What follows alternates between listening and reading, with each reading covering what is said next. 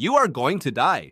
And somewhere, deep in the part of your brain that hasn't changed in 50,000 years, you already know that. Every human who has ever lived has known.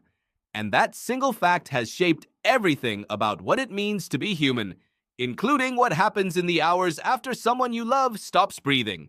Today, when someone dies, there are phone calls, professionals, forms to fill out.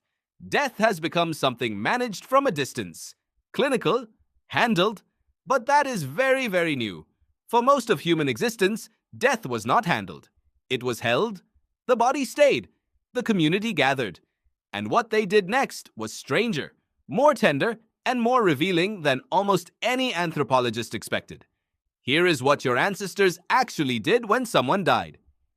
The earliest confirmed evidence of deliberate burial comes from Border Cave in South Africa. Researchers found the remains of a young infant carefully placed in a shallow grave with a single perforated shell, around 74,000 years old. The shell was not food. It was not a tool. It was placed there with intention, by people whose hands and brains were biologically identical to yours. That shell changes everything. It means grief is not modern. The impulse to mark a death, to say this person mattered, that impulse is ancient. It may be one of the oldest things about you. Neanderthals buried their dead.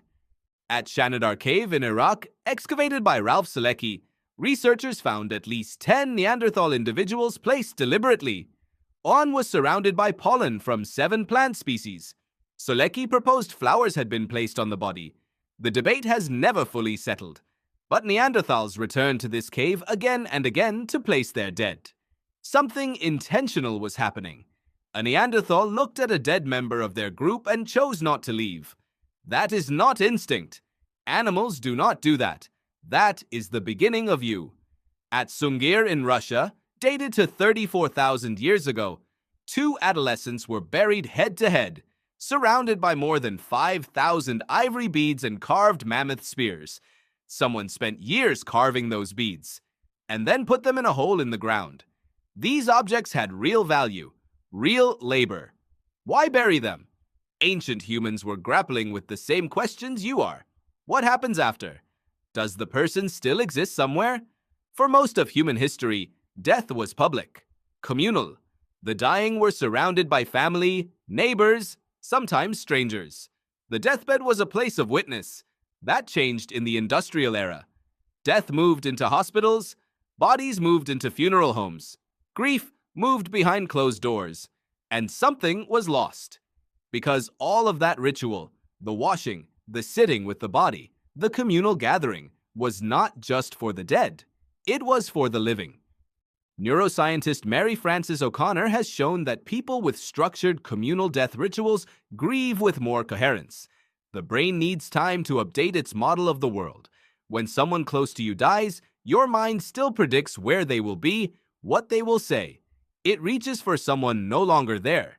That is not malfunction. That is the brain doing exactly what it evolved to do. Ancient humans gave themselves time with that sensation. They sat in it, with the body, for days. In ancient Jericho, skulls were plastered with clay to reconstruct the faces of the dead. Displayed in homes, cared for. The ancestors were not gone. They were present. Your instinct might be revulsion, but beneath it is a much older impulse. The one that makes you keep a photograph on a desk, save a voicemail, wear jewelry that belonged to someone you have lost. You are doing the same thing, just with different materials. Every time a candle is lit, or a name is spoken in a quiet room, that is Border Cave. That is 74,000 years of the same human reaching for the same impossible truth. The person is gone, and you are not ready to let the world forget them. Tonight, if you think of someone you have lost and feel that familiar ache, know you have never been alone in it. Every human who has ever lived has felt that exact weight, and they sat with it, in caves, in firelight, with the body nearby, just like you.